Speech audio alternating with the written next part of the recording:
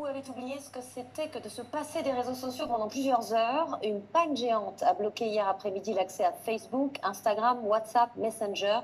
Ce n'est a priori pas une attaque informatique, mais un problème de maintenance.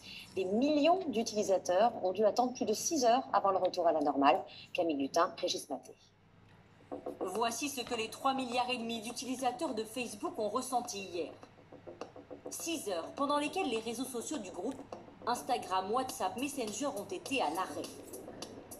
Alors, est-ce une panne ou une attaque informatique? La coupure a eu lieu lors d'une opération de maintenance. Selon le groupe, une mauvaise intervention aurait endommagé le lien entre nos ordinateurs et les serveurs. Une affirmation crédible selon cet expert.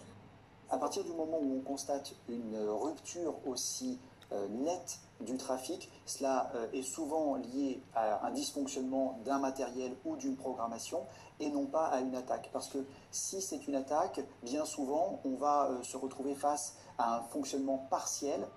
Une panne, alors que les choix de développement de Facebook sont de plus en plus contestés.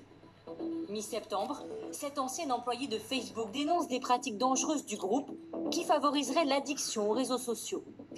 Oui, Facebook a réalisé que s'ils changent leur algorithme pour être plus sûrs, les gens passeront moins de temps sur leur site.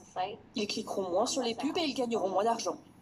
Aujourd'hui, la lanceuse d'alerte a été entendue par le Sénat américain. Est-ce pour autant la fin d'un modèle? Malgré une image écornée, Facebook est loin d'être en danger selon les spécialistes. La réalité, c'est que si vous fragilisez un acteur américain comme Facebook, ça veut dire que vous laissez le champ libre à des acteurs similaires qui sont chinois. Et indéniablement, Washington ne veut pas ce scénario-là.